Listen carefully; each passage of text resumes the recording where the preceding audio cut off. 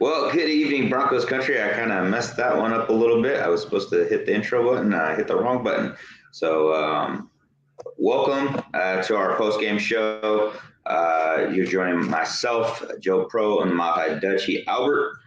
Albert, good evening. Well, I don't know how much of as good of an evening it is right now, but it was it was a pretty rough game. The second half, the first half, I was kind of looking excited and things like that, and then we kind of turned the Broncos of old that second half by not being able to convert on third down, not being able to get the ball moving, and we had a lot of punts in that second half, which was not what we wanted to see. Very slow start.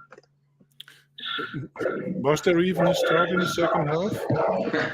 That's it. You know what? You're right. I don't think there was a start in that second half. I was looking forward to seeing much better production out of the team. I thought, we could just clean up a few things, and we did not execute any of what we were doing in the first half. So I'm not sure what happened between that locker room talk and getting out onto the field, but it did not translate well, whatever it was.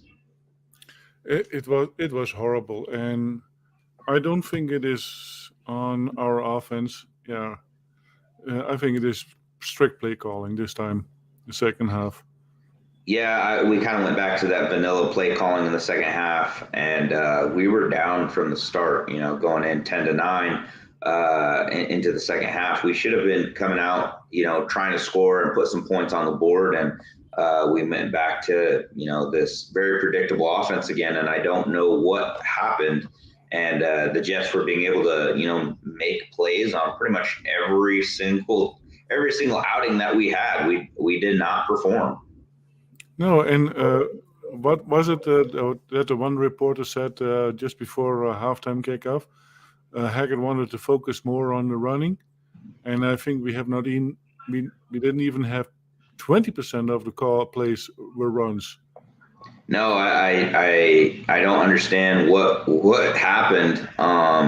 Because yeah, Mike Boone went out, but Latavius Murray and Melvin Gordon were still available, and neither of them got very many touches after that. Latavius Murray ended up with 8 carries, and Melvin Gordon ended with 11. Going into halftime, he had 8, so that means he got 4 more carries. So, and I Yes. think Latavius Murray had 6, so that means he had 2 more carries. So and we had at least 20 plus throws. At least Brett Rippon was 22 for 46 for the day. So, yeah, we had going into halftime, I think he had 28 throws under his belt. So, yeah, another like 20 passes almost. So and then compared to 6 runs, maybe 7, Yeah, let's call it that about way. That's six not or seven even. runs. That's not even 25%. So I don't get it. So focusing on the run, we have to rely on the run more. Uh, if he cannot even get his own schemes right and his thoughts right, then he should not be playing calls of making calls at all. I And agree with you, Albert. I agree with you. I don't know what happened. I mean, granted, I understand Brett Rippon is a backup quarterback, but he was being able to handle the offense that he was throwing at him for the first half. So I don't know don't know what transpired. But it wasn't good. It wasn't clean football. Again, having the refs missing some calls, yeah, uh, and I don't know at this point, again, we were kind of talking about this in pregame and even in a little bit halftime there. This was kind of a make it or break it game here. Yeah, even though we had Brett Rippon in there, we kind of needed to win this one. We're down. We're now 2-5 on the season. We lost 16-9. Our defense showed up and did what they were supposed to do. Held the Jets offense under 20 points. I was hoping that we'd find a little bit of fire right there at the end of the fourth quarter, and I thought we were making moves. We did well, and we had a couple good plays, but then it just fell flat again, and that was again play calling. I think on that part of the field was all play calling because we had we had some good little outs going out, and we had some good little screen plays because they were covering downfield. We could have continued going down and running a few more screen plays, getting ourselves a little bit closer before we started airing it out like that. Yeah, and some of them, we have 1 yard to go, and you have a miserable throw play. In the first half, we had 2 4-and-1s, and we run it. We sneaked it in. Why didn't we do that the second half? 3-and-3. Yeah, I don't get it. I don't understand that either, because you're right. We did convert those fourth down drives in the first half, and in the second half they were probably about just the same amount of distance. And they weren't long ones; they're about half a yard. And Brett Rippon was being able to push through the line pretty well. We were getting enough of a push for us to make those. We had one quarterback sneak, and then we had a running back go in on another one for one of those other converted first downs. So I don't know. It's ridiculous. And when we started the season, we were a playoff team, and with all the caliber that we have, but because of play calling, and I call it play calling, we are now no longer a playoff team anymore. I hope we will get maybe 2 or 3 wins for the season. Yeah, If this it goes point. like this. Yeah. Yeah. Right now it is impossible to win. You cannot win with play calls like this. Yeah, and then next week we're going against a tougher Jacksonville team, than the Jets. The Jets kind of were a little bit slow on the ball today. So, it wasn't like they were going out and performing like superstars on the Jet side of the ball. And now we have, the Jaguars coming in, or we're going to London to meet the Jaguars. And, it's going to be a short week because we got to travel and everything else. And it's going to be tough. We got Keith joining us now. Keith, welcome. Hey, bud. It's all fun up here where we've been snowing all day, and the internet just kicked out. So sorry for the late join for you guys. So no worries, Keith. I hope you have a little bit better play calling than Mr. Hackett. Yeah, no kidding. Rough stretch, boys. I feel really bad. As I kind of mentioned, I just in your halftime show, I'd missed the first half. I come in for the second half, and whoa, what a second half I came in for. I really appreciate that. Yeah, it was the offense fell flat from the first half to the second half. Offense wasn't doing great the first half, but they weren't doing bad. They were being able to convert on third down and move the ball and get us into positions to score. The second half, nowhere near that. And how many plays had Rippon on the center instead of the other positions? In the third half, at least 1/3 of all his plays were on the center, and in the second half, we didn't see many of them, if I'm not mistaken. I thought he was under center at least a decent amount. Maybe it was just my eyes again adjusting to something I hadn't seen in numerous weeks coming in the second half. It seemed like it was a nice change. I think the biggest thing was it seemed like we were coming up just shy on third down. In weeks past we had long third downs that we were having to deal with, but this time it seemed like we were 4th and 1 and punting, 4th and 2 and punting. Wasn't able to get that last yard, those last few inches.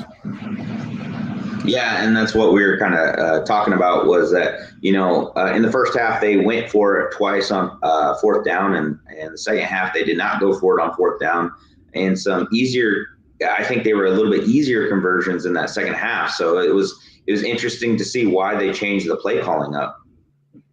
Yeah, that's wild. I had no idea that we had, like I said, missing the first half. I would have guessed that we were playing that conservative ball the entire game. Yeah. No. And we got a comment here from Mr. or Mrs. Boo Littlewood. Poor offensive calling today. D was fantastic. Roll on to London.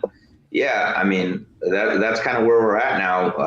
The defense is doing what they're supposed to be doing. They're showing up. And like I was telling Albert, They held them to under 20 points. That was what we were talking about this morning, was that we just need to score 21 points, 24 points, and we win a game. And if we would have scored 21 points today, we would have won because our defense held it. I mean, we only needed to score 17 points. If we would have had made an extra point and that field goal, we would have been right in there. We would have only been down 3, and getting ourselves into a much better position to go out there and not necessarily have to throw it out to air it all the way out and try to score and win the game like that. We could have just maybe kicked a field goal or 2. And here's the other thing too. You said something about the refs not calling all the plays, but we do it ourselves. If you play really well, you draw more luck from the refs as well. And yeah, we had several pass interference. They are not getting called because they were hand fighting, but hand fighting and grabbing a shirt, almost a collar, I don't call that the same. So with Cortland Sutton, and you saw that. And then, yeah, the announcers is trying to say that they were equally hand fighting, and Cortland Sutton was being dragged down to his back. I don't think that's equal hand fighting. Yeah, exactly. Cortland didn't grab any shirt at all. Yeah. Hey, I know that person. Albert got a fan. Hi guys. Wow, rough game, ripping. Yeah, Michelle, it was a rough game. It was an ugly game to watch. It was not something. Hi, buddy. It wasn't the most fun thing to watch by any means. Hey, little boy, how are you? So, That's yeah, my son. It's cute. We are in this home with 17 of us and 8 grandkids, so that is awesome. Man, maybe they can go out and help out the Broncos because they need it. They need all the help that they can get. So we lost Keith there for a minute. Just let the viewers know. Keith's internet is still going down. He has some crazy snow up in Montana, so he's gonna step off the scene for a few minutes and maybe not be able to come back in. I'm not 100% sure. And we are running out of left tackles too. I know. At this point, I don't know who's going to be playing left tackle. Might have to go and pull somebody over from the defensive line to go and do that because they're the only ones making any type of penetration. So maybe we can get a couple pancakes out of a defensive lineman instead. Yeah, I sure hope not because right now they're falling like ripe apples from the tree. All our injuries. What's the dog? Yeah. What is dog? That is a big loss too. I think we are the number 1 in injuries in the NFL right now. I mean, we're the number 1 in a bunch of categories we don't want to be number 1 in. Most offensive penalties and most offensive penalty yards and all kinds of crazy stat lines that we don't want to be a part of. Yeah, exactly. And at least we are making some news, even although it is negative news. We are in the headlines at least, and I think that will just help with the coaching, because if we get too much negative energy, too much negative publicity, something has to change, and it starts all with Hackett. Yeah, I don't know. As much as I want to blame it all strictly on the play calling, at this point, like it's just there's injuries on top of injuries, and the play calling and the offense is falling flat. We're the number 3 defense in the entire league. We're holding people to very minimal yardage and very minimal points, and that's why we've had some crazy final scores. Besides the Raiders game, everybody else has kind of fallen flat against us and our defense, and it's just us not being able to convert in the red zone and score points other than 3 field goals and stuff like that. That's not going to win games. Field goals are not going to win games. No, unless it is in an overtime, but what we saw last week. But yeah, I don't get it. If you have a free and free, run it in. Don't try to throw it because there was no Hail Mary reason yet, and we had 3 in a row. Yeah, and we had about 30 seconds worth of time left on the board. We could have. Exactly, that's what I'm talking about. And then luckily you get the ball back because of an incomplete pass, and then guess what? Let's do it again. It already failed twice.